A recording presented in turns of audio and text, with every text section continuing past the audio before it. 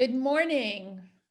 Welcome to Laredo Fall Conference Day 3 or 4 if you started Tuesday. I'm Aisha Hauser, pronouns she, her, and I have the privilege and honor of serving as your Laredo president.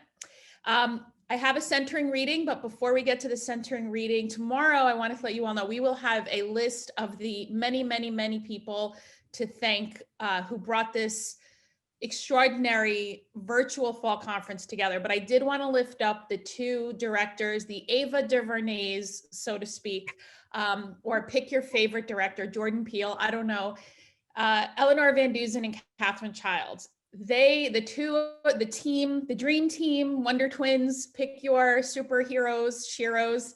I cannot say enough of how much this entire, including bringing on Jolanda, who's been amazing, and everybody.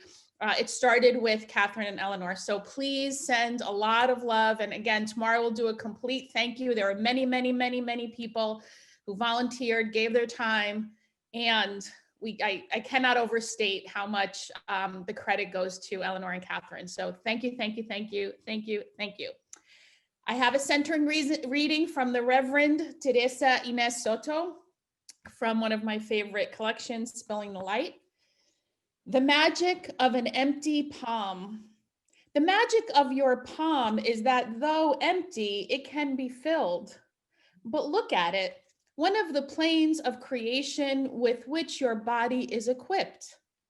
Lines sweeping out to fingers and the marvels of opposable thumbs, that single leap toward grasping. And do not fear if you do not have hands. We know that you too create. And together we take up what it means to hold a value and make it come alive. More than only thought and feeling, rather being, doing, and becoming.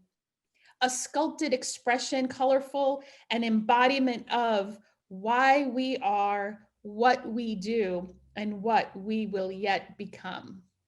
Amen and blessed be. Thank you, Aisha, for getting us started. Well, welcome back everyone to our final day of our 2020 Laredo Fall Conference. As you know, we had initially planned for this gathering to be in person and to happen in Birmingham, Alabama. And then a global pandemic happened and everything changed. We shifted the conference to online, and it has been a challenge and a learning curve to make that pivot. And it's also been an amazing chance to live more fully into our vision of Laredo as a radically inclusive organization. I want to personally thank all of you for your patience and support as we made lots of mistakes. And we missed the mark in some small and large ways. We hear you, we're grateful for you and your input and how it will help us to live into our future, because online participation will now always be made available for our future gatherings, and we're never going back. We're hoping to be in Birmingham in person next October. This morning, we're bringing to you a small bit of Birmingham, and I want to thank Nicole Jacobson, the Director of Religious Education at UU Birmingham, for being our FallCon planning team member, connecting us to Birmingham. I'm pleased now to introduce our next speaker, Reverend Julie Conrady. Reverend Julie is the settled minister at the Unitarian Universalist Church of Birmingham, where she has served since 2018. Before this call, she served as a full-time hospital chaplain for 6 years, covering trauma, death, and children's issues. Previously, she served as religious educator in another denomination. She graduated from Harvard Divinity School and Oklahoma City University with degrees in religion. She lives in Birmingham with her spouse, Josh Flores, and her children, Stark and Ezio, as well as her black cat named Sam I Am. Welcome, Julie. Thank you so much. It is a joy to be with you all on this Saturday afternoon. Greetings from Birmingham, Alabama. I'm so excited to be here with you today, and am so excited to hopefully welcome you here in person next fall for our Fall Con. I'd like to start this morning by lighting a chalice. So feel free to join me in that if you do not already have your chalice lit. But I'd like to light a chalice specifically this morning for all of those who fought for civil rights, especially those who lost their lives, and all those who still yearn for freedom and equity. We acknowledge that there are stories yet to be known as we explore this very tumultuous point of history, and stories that will never be known, and we honor those stories as well. So please join me in this lighting of our chalice as we gather and center ourselves to prepare for today and for Birmingham in 2021. As we get settled and prepare to talk about Birmingham, I would really just like to hear from you all what images come to mind, what words come to mind when you think of Birmingham, Alabama. Would you please type those in the chat?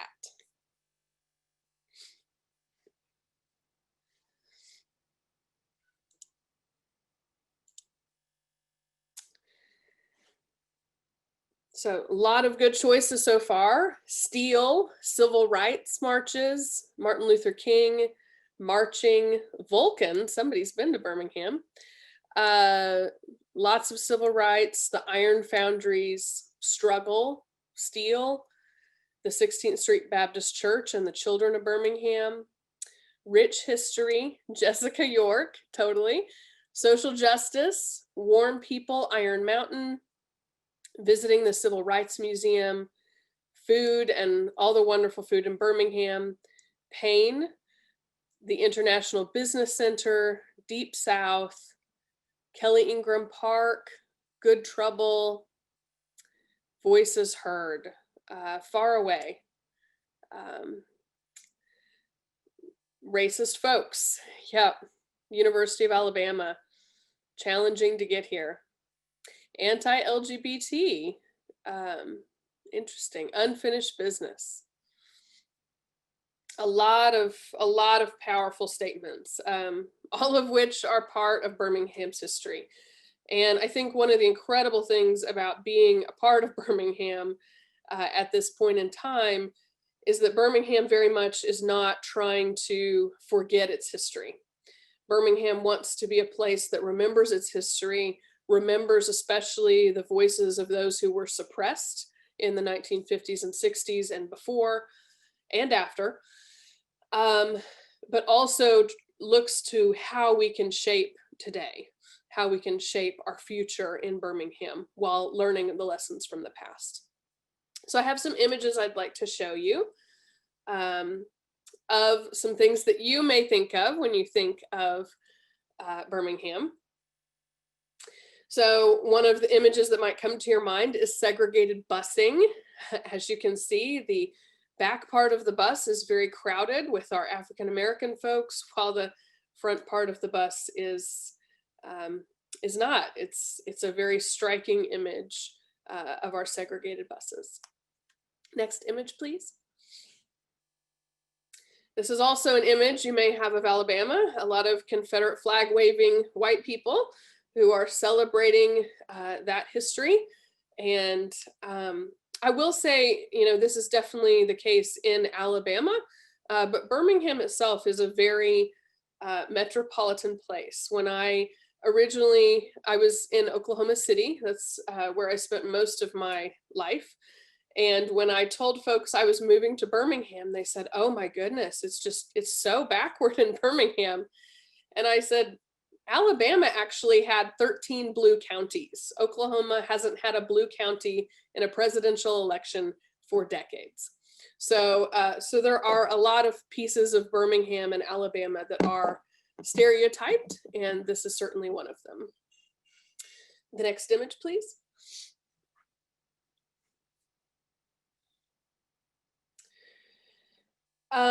The next image, and this is a hard one to look at, and that is that, the firefighters are spraying civil rights demonstrators in downtown Birmingham. There are a lot more gruesome images that I could portray, and I didn't want to bring more trauma to this presentation. I'm very much aware of that, but this is these are some of the images that are coming to mind for folks as we honor the history of Birmingham today. The next image, please. This is coming from the Civil Rights Institute Museum, reminding folks of segregation. And yes, it is very much, that it's a piece of our history that is dedicated in the museum.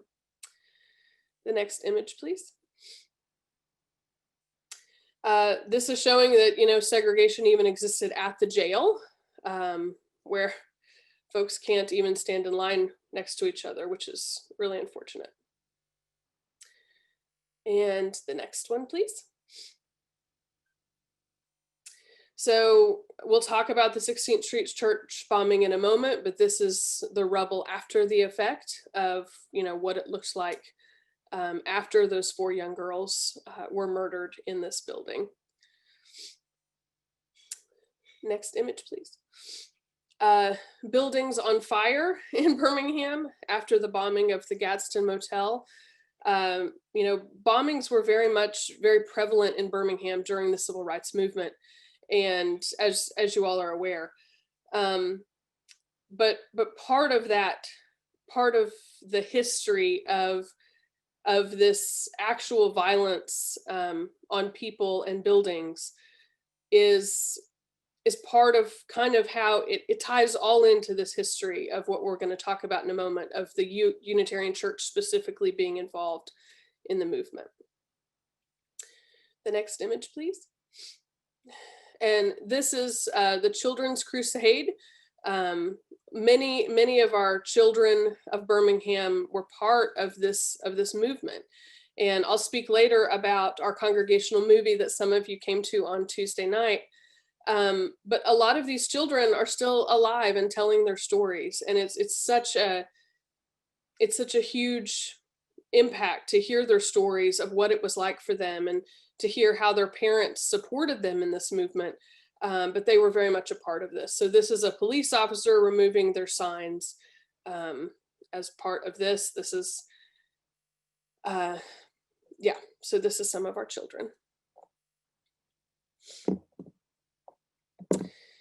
And at one point there was a paddy wagon arresting protesters. And you can see this paddy wagon at the Civil Rights Museum if you visit it when you come to Birmingham.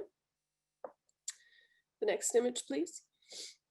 This is Charles Butler's arrest. He was arrested with John Lewis, the congressman, in Birmingham at the Greyhound station. That was part of this. Next image, please. Okay, so that's kind of, part of Birmingham's history, a huge part of Birmingham's history.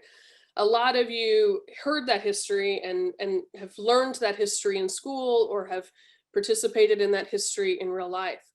And that's very much part of Birmingham's history. There isn't a notion here to forget that history. Birmingham is a pretty young city, considering. It really flourished during the very, very late 1800s. And it was very much a part of this industry of steel and coal and iron, and all of those fossil fuels were really what brought it forward.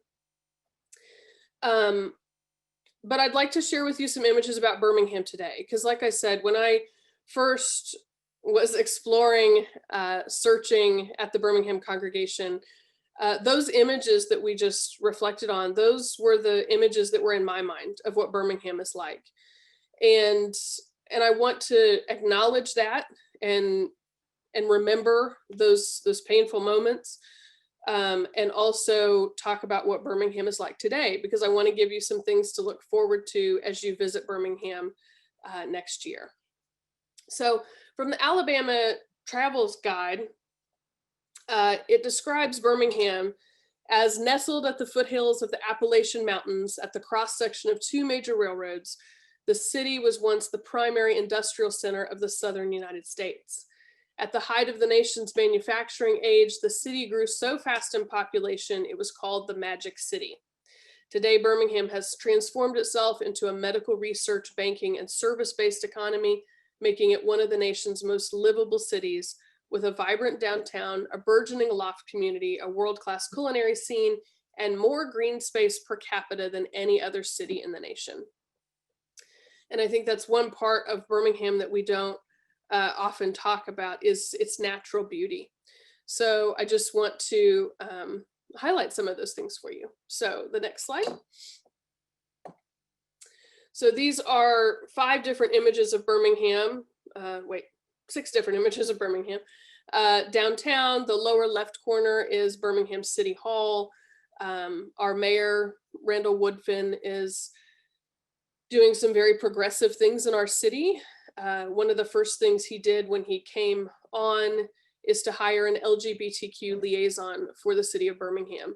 And at the time, that person, Josh Coleman, was one of 8 LGBTQ liaisons in municipalities across our country.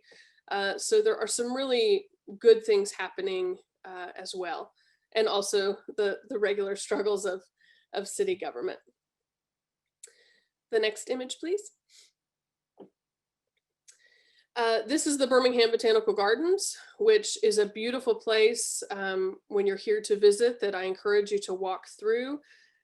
This happens to be the rose garden of the Botanical Gardens, but they have an entire Japanese garden section. They have other flowers highlighted around the gardens, but it's a great place to go for a walk if you need some fresh air when you're here. The next slide, please. Our zoo recently went through a huge renovation if you happen to like going to the zoo or are bringing your children with you. So I just wanted to highlight that. The next one.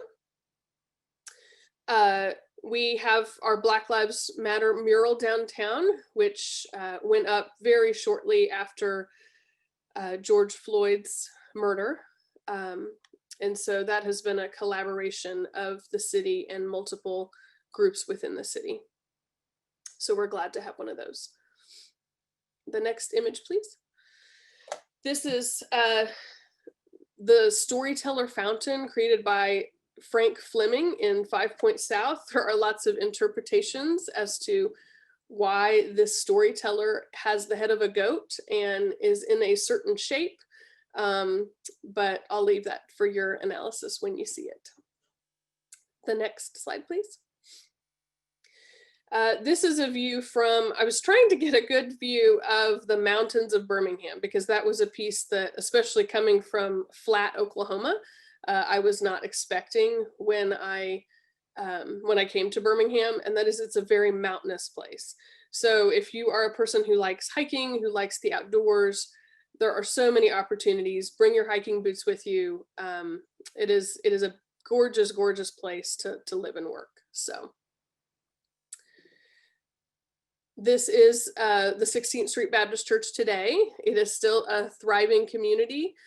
We recently had a Poor People's Campaign gathering there before the pandemic started.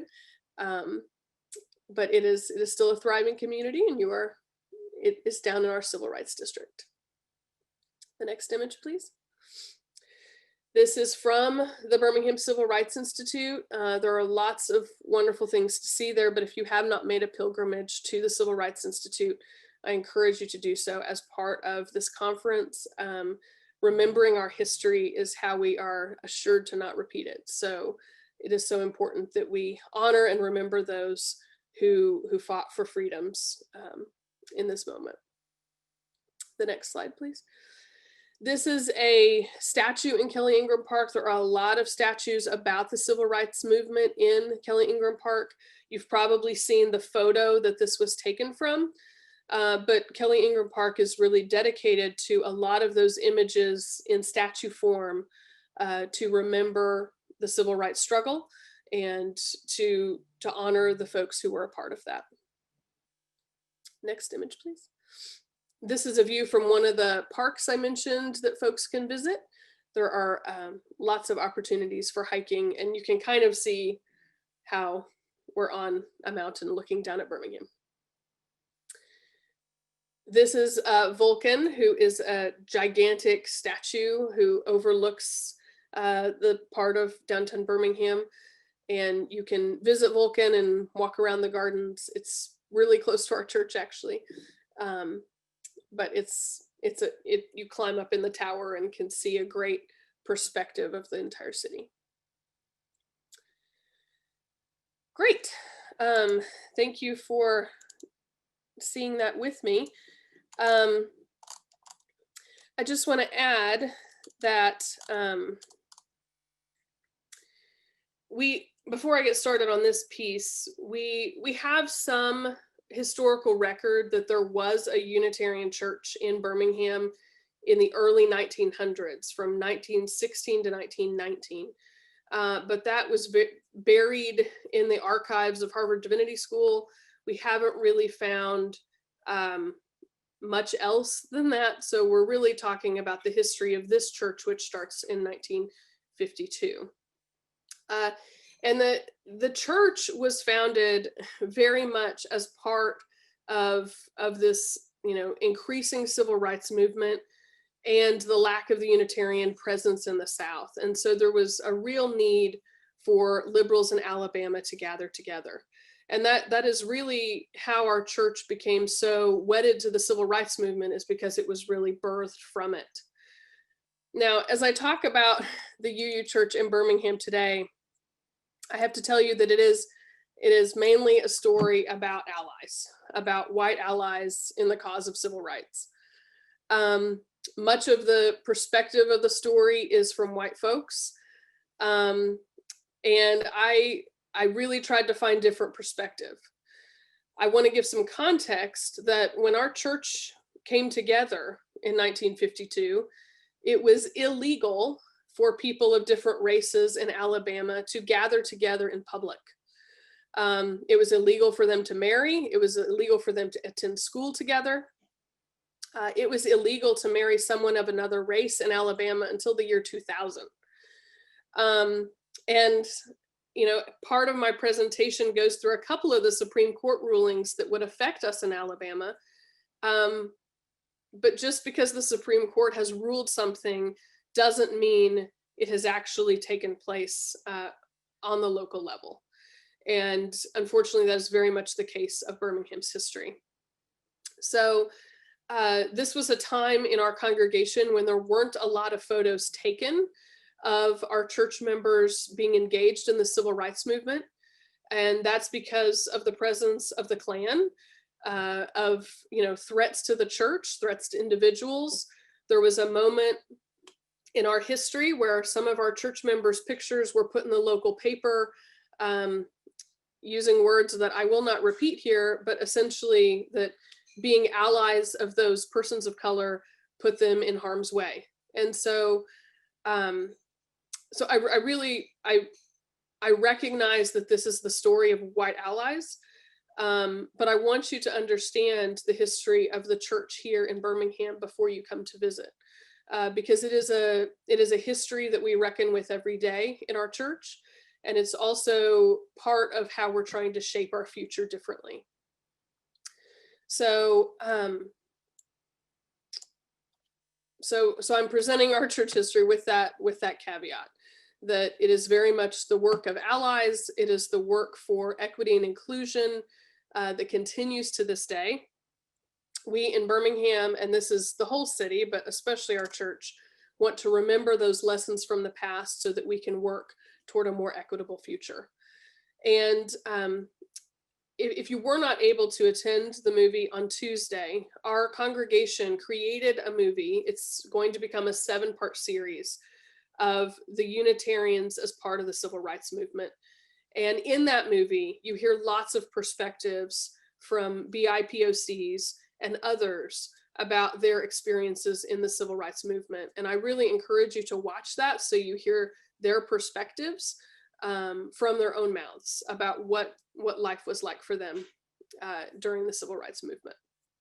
And it's a lot of those children crusaders that we saw pictures of earlier. So the next slide, please. So Dr. Joseph Volker was a huge presence in the organization of our church. He was a dentist and was the dean of the University of Alabama at Birmingham Dental School. And he worked with the Unitarian Universalist Service Committee following the fall of Nazi Europe.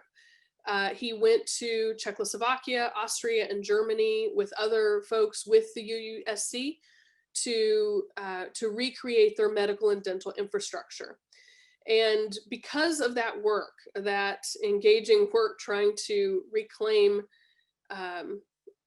that infrastructure for those folks who needed it, he experienced Unitarian Universalism in a very real way. And he wanted to bring that home with him to Birmingham.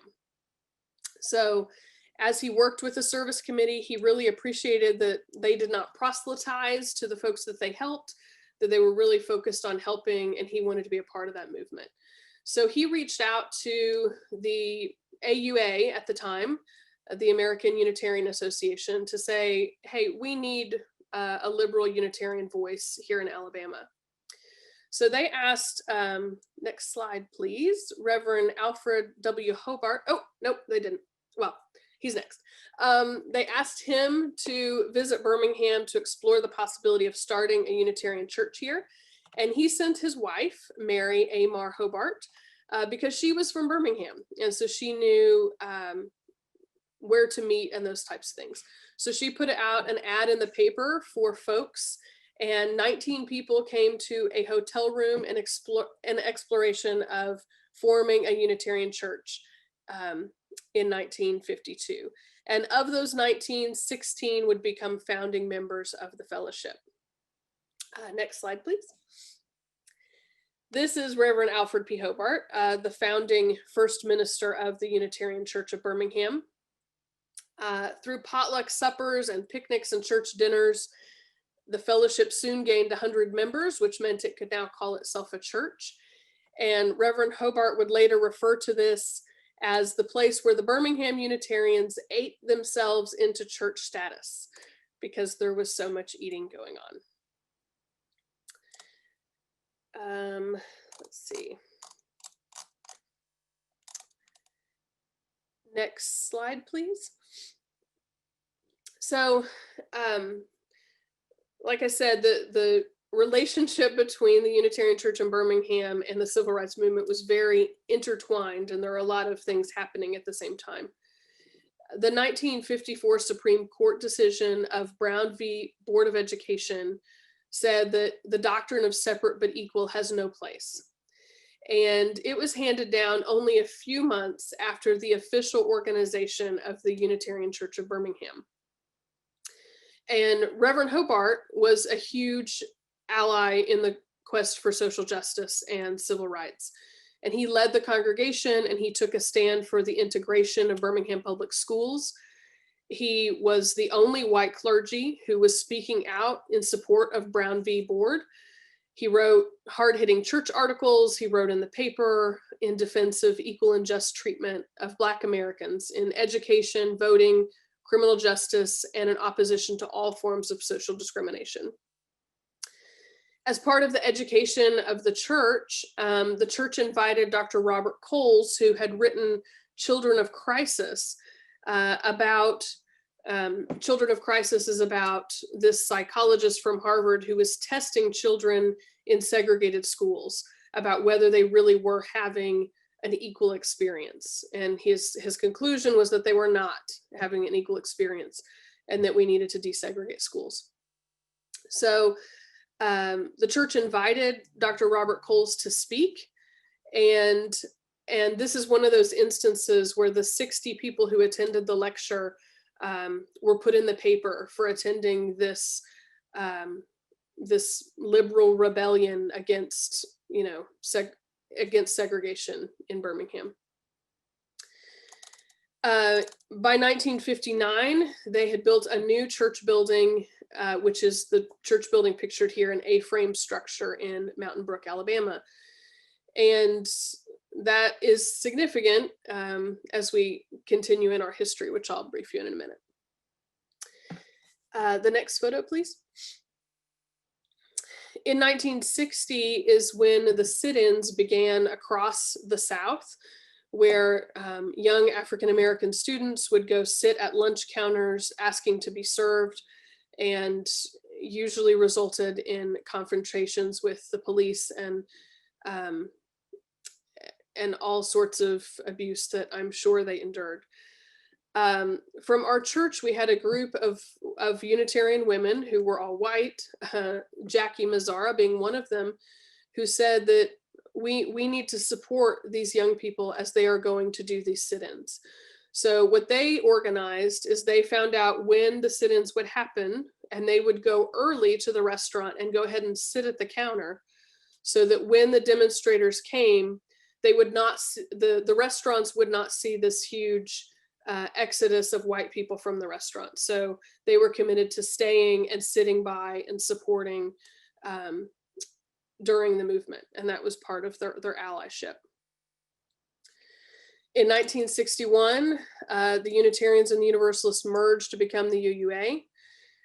And in 1961, if we could put the timeline up, please. Thank you. The Greater Birmingham Council on Human Relations, which was an integrated forum for the discussion of race relations, requested to meet at the Unitarian Church. And the congregation was really hesitant about that. They were hesitant because even though Reverend Hobart was the only white clergy person as a part of it, he was the president of the council, he was very much a part of it. And there were a number of Unitarian laypersons who were on the council as well. And the church board approved the request to have this interracial group gather in the church. But the congregation, after debating the issue for 4 hours, declined the request by a vote of 71 to 47. And the issue at hand was not whether the church should hold integrated meetings, but whether the church should violate Alabama law and put themselves at risk for bombings and potential danger in their community. It was a very dangerous time to be a part of the civil rights movement for all people who were a part of it. Between 1955 and 1963, which is when this discussion is happening, there were 23 bombings carried out in Birmingham, and they were all aimed at interracial gatherings. And so as the church made that decision, we can look back and definitely say, wow, they made the wrong decision. But there was a lot going on in Birmingham at that time. The church received so many bomb threats that one of the favorite narratives of the church is that the receptionist was known to have said, as she was answering the phone on the 3rd or 4th bomb threat of the day, that she had to tell the person, you're going to have to take a number and get in line because so many people want to hurt this community. So Reverend Ed Harris, who at the time was not a Unitarian minister, but later became one, he quoted that to work on civil rights as a white person in Birmingham was to risk rejection and hatred from neighbors, friends, and family. We have stories in our church archives of businesses that were shuttered, of many things that happened because of actions supporting the civil rights movement. And Dr. Joseph Volker, who you saw earlier, he is quoted to have said, to be a Unitarian in Boston is almost fashionable, but to be a Unitarian in the Deep South requires courage. And it is the courage of many of those church members, which is why we are here today and why our legacy is so tied to the civil rights movement. So despite that initial reluctance, within a couple months, the Unitarian Church reversed their decision, and they had a congregational vote saying, yes, we want to have these interracial gatherings, even though it's illegal, even though it's dangerous, it's important for us to do this work. So they made a point of inviting African-American speakers to come and speak at the church and to offer perspectives that were different than the ones they were hearing. In 1961, the Alabama Education Association invited John Ciardi who was the poetry editor of the Saturday Review, to speak at their annual meeting. And white supremacist groups came out and said, you can't do that, that this man's speech would lead to the ruin and degeneration of the children of the white race. That is what they said. And so the Alabama Education Association withdrew the request and said he can't come speak. And in return, the Unitarian Church said he can still come speak. He'll come speak here, and anyone is welcome to come. And so they hosted this very large interracial gathering to hear the speech that he had prepared.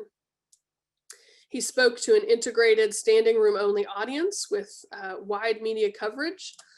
And the next year, the same thing happened. The folks that made the decisions at the Alabama Education Association wanted to invite a controversial speaker, and but this time they were able to have the courage to say, no, we're still going to ask this person to come anyway. In 1963, Reverend Martin Luther King Jr. started a series of nonviolent demonstrations to secure rights for Black folks in Birmingham. He said that he could not sit idly by and not be concerned about what happens in Birmingham, for injustice anywhere is a threat to justice everywhere, as we know he has said. For 65 consecutive days, the Commissioner of Public Safety, Eugene Bull Connor, who you probably remember from US history, turned attack dogs, tear gas, electric cattle prods, and high-pressure fire hoses on the peaceful demonstrators, many of whom were children, as we saw earlier. And a large number of those folks, including Dr. King and many of the children, actually ended up in the city jail.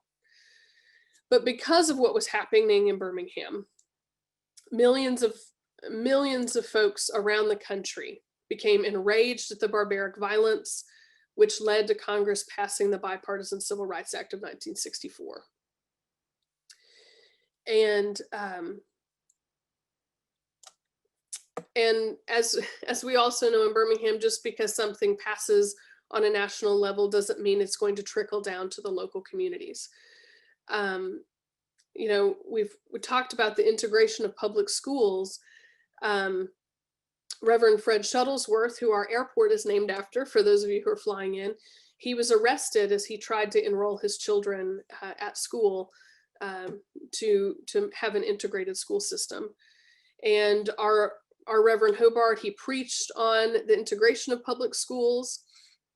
We had a couple educators in our congregation who welcomed children of color into their school systems, despite all of those things. The surprising part for me is when I came to Birmingham, the integration of public schools is still an issue. So many of the school districts are still very, very segregated.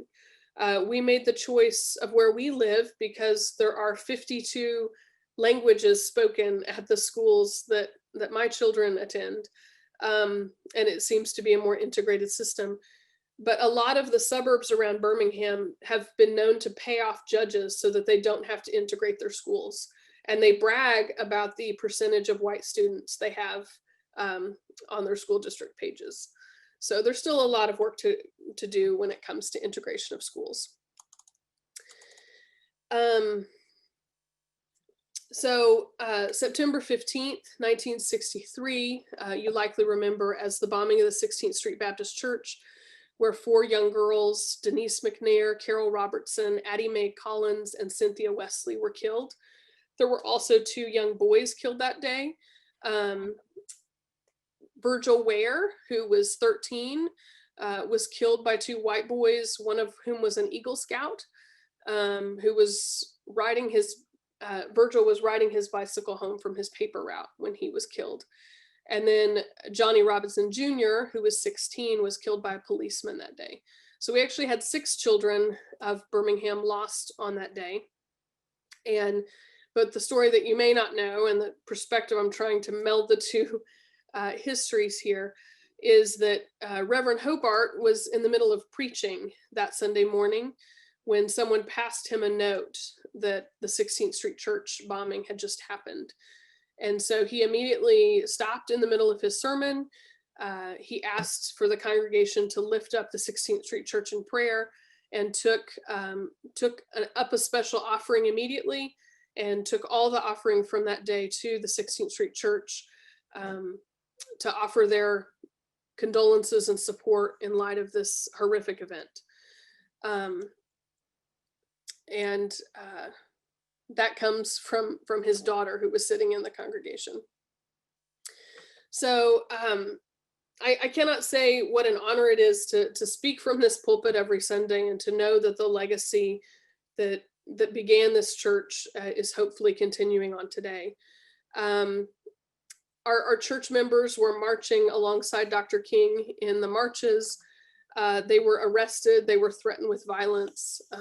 They were socially ostracized. Barbara Hobart Matthews, who I just mentioned, the daughter of Reverend Hobart, she was excluded from a certain high school class because of the work that her dad was doing in the civil rights movement. And she remembers as a 16-year-old not understanding what all that meant, but the repercussions of ostracization, as well as, violence and arrest and all the other things happening, were very much a part of this piece of history for our church and for our community. And the pain is still very much here. But there are also a lot of folks invested in changing it for the better.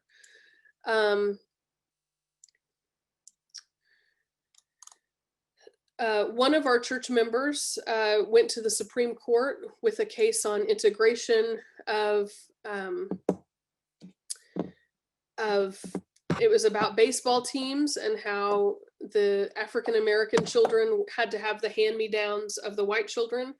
And it went all this way to the Supreme Court to say that the African American children deserve to have new uniforms as well.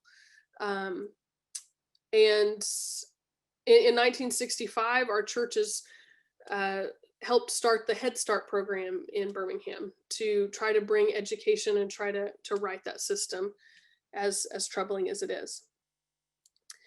So, when a lot of church members, when we talk about civil rights and social justice, really like to talk about this time in history of that we did all these things in the 1950s and 60s. And one of the things that I have tried to bring them forward on in many ways is to say the work still continues in a lot of ways in Birmingham and in our country, as you all know.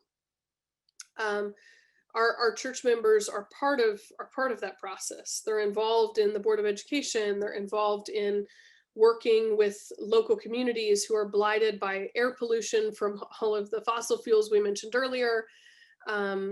We are trying to be active with Birmingham City Council and the mayor so that we can be relevant and to continue this good work today. It was one of our Birmingham youth who led the climate change strike last November. And we had our own case of a young African-American man named E.J. Bradford, who was killed at our shopping mall shortly after I arrived. And it's been coming alongside our community members and asking them, how can we help? What can we do to be a part of the change that we need in our community? Most recently, as all those Confederate monuments were coming down around the country, you may not know that Birmingham was the first to bring down our Confederate monument. So one of the things you can visit is the place our Confederate monument no longer is, because it has been eliminated almost instantly.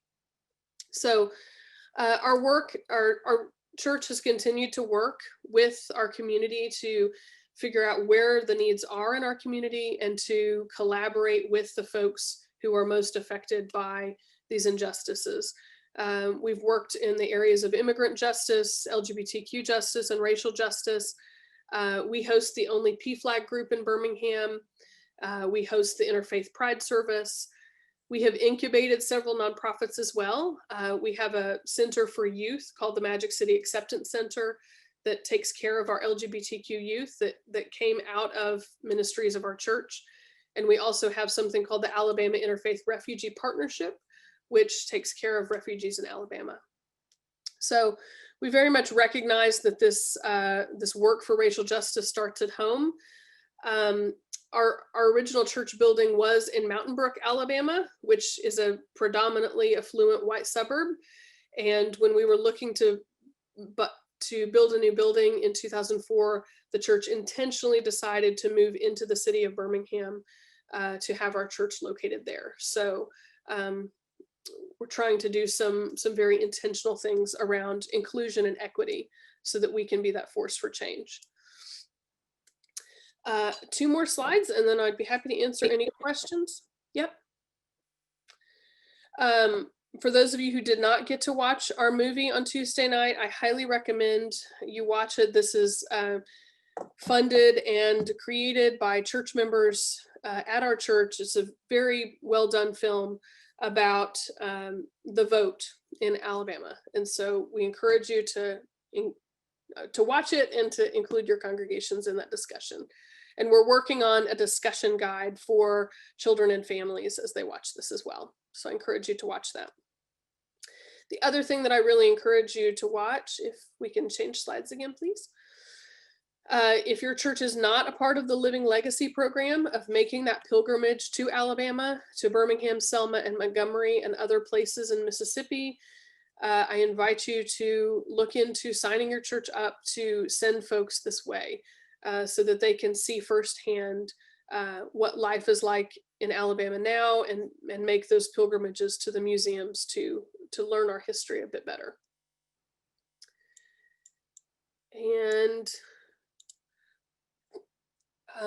I have some, the current issues in Birmingham. I know as we plan for next year, we'll be planning service projects and things like that.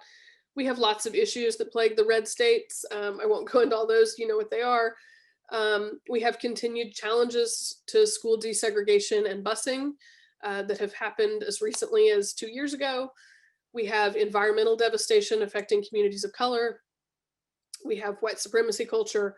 We have pandemic economic woes and decentralized and non-collaborative social support structures. There is not a lot of collaboration happening in Birmingham to a point of becoming effective. And it's something we're trying to work on within our faith communities and in the wider community. And the next slide, please. And there are lots of opportunities in Birmingham as well.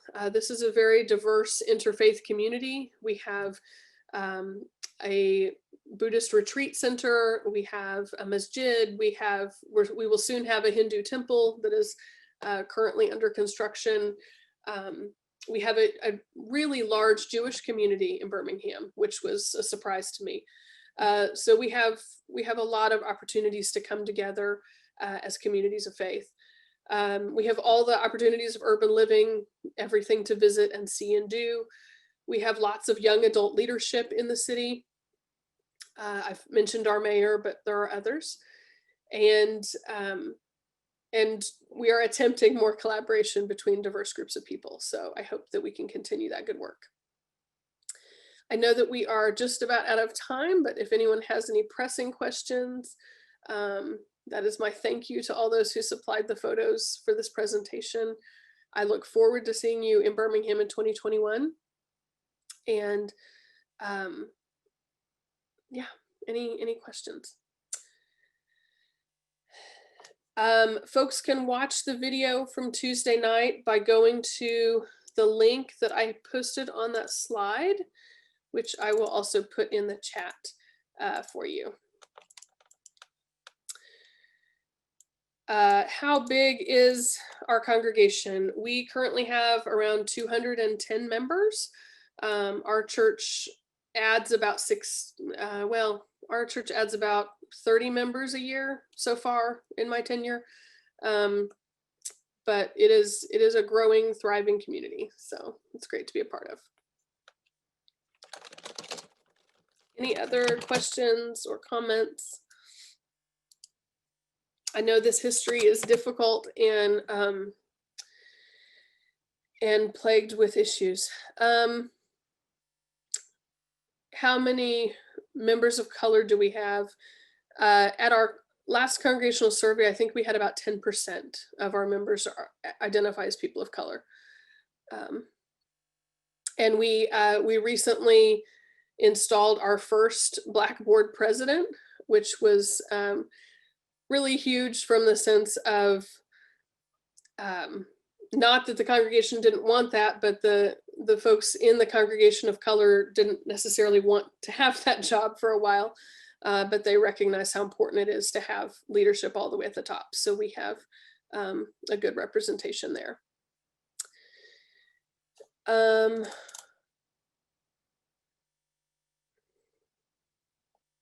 The decision to have the film be a part of a 7-part series was just the amount of content.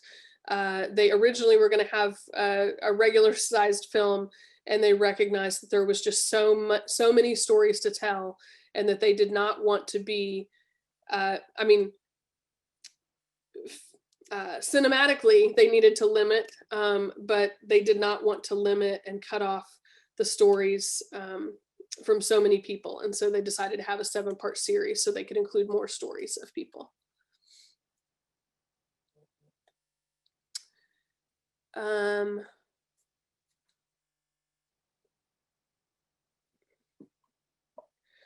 study guide is not quite ready yet. The congregation moved in 2004. So our building, which you'll see on that very last slide, was built in 2004. So it's a pretty new building.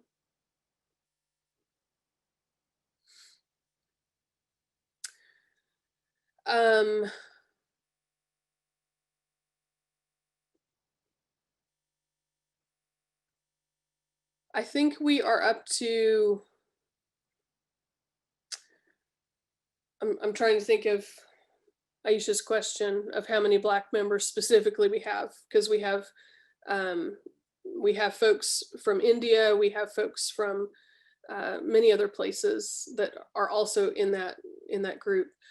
I think we're up to around 17 members of color, and we are. It is one of our board goals this year to work on that as well.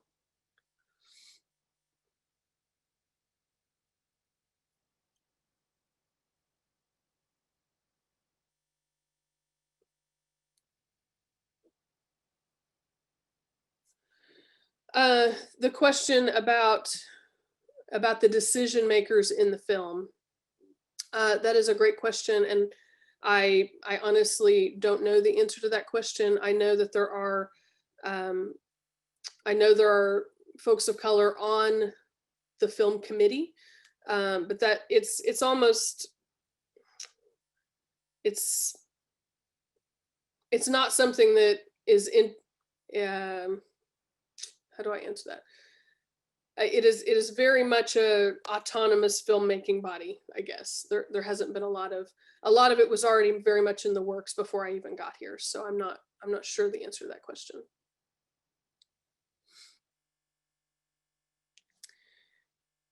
Anything else?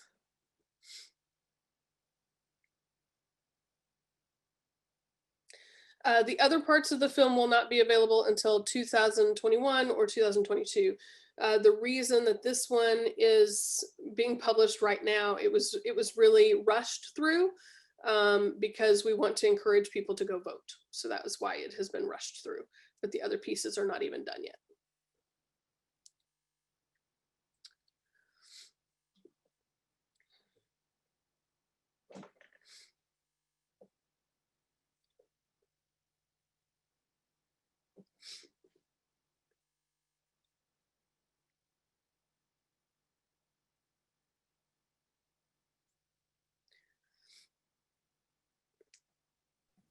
Can I jump in and answer Tracy's question, wondering if there will be another introduction to Birmingham that is BIPOC centered?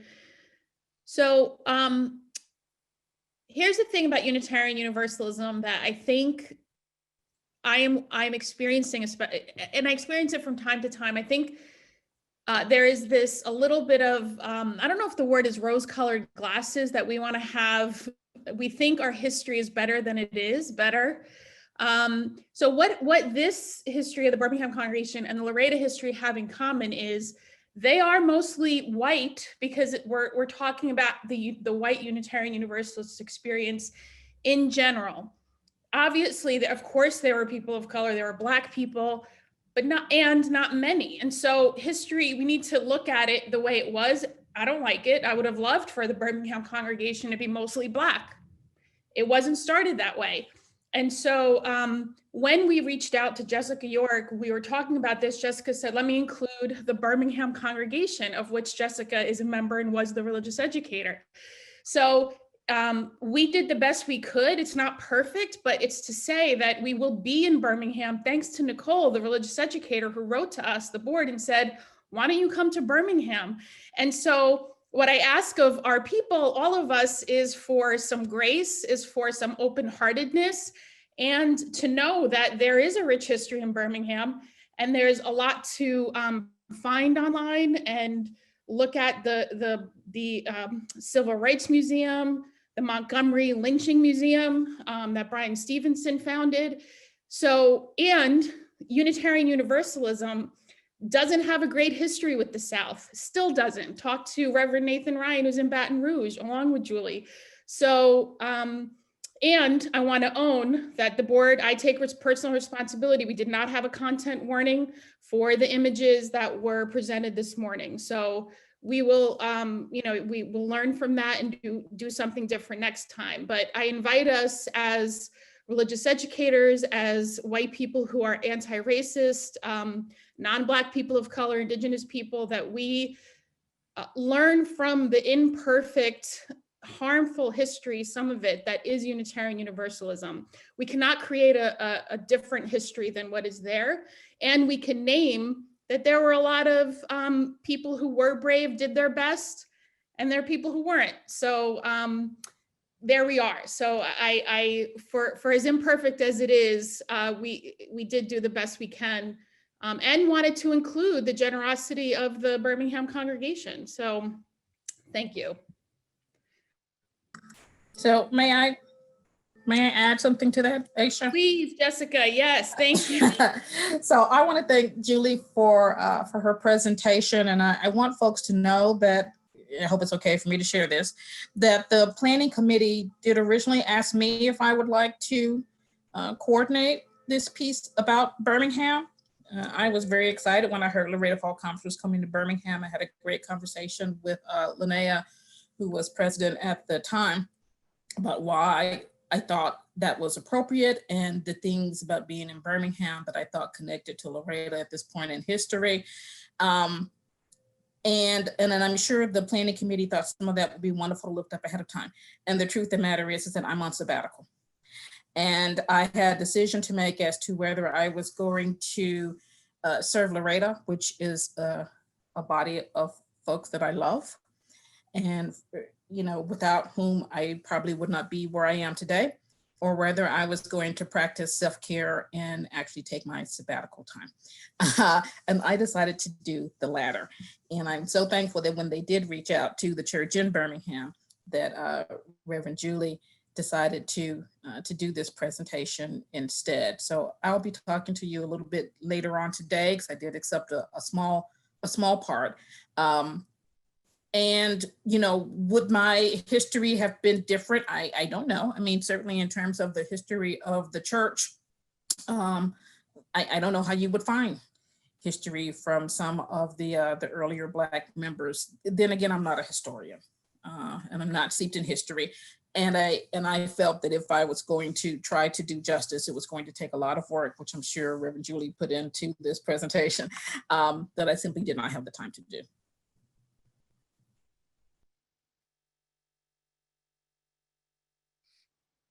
Thank you, Jessica.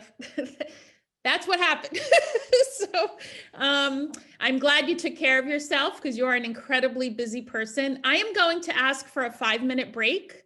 that we just breathe, take a bio break, grab some M&Ms, popcorn, or vegan cheese, whatever thrills you, or vegan chocolate. Thank you, Reverend Julie. Thank you, thank you, thank you. Thank you for your movie, for sharing the movie, for your generosity of spirit. Thank you, thank you, thank you. So we will take a, do you have any final words, or shall we jump right to break? I wanted to say thank you for having me, and also apologizing that I did not have a greater content warning at the beginning. I certainly meant to have it. But as you can hear, I've been battling the flu all week, and it left my mind, and I'm sorry. But I looked through all of our archives trying to find the voices of people of color from our church, and they just aren't there. And I wish I could change that, and I wish I could, but I have presented something that is honest and from the heart, and I will continue to work with our church to bend that arc toward justice. And I hope you all will join me with that as you come here next year. Thank you so, so much. Thank you.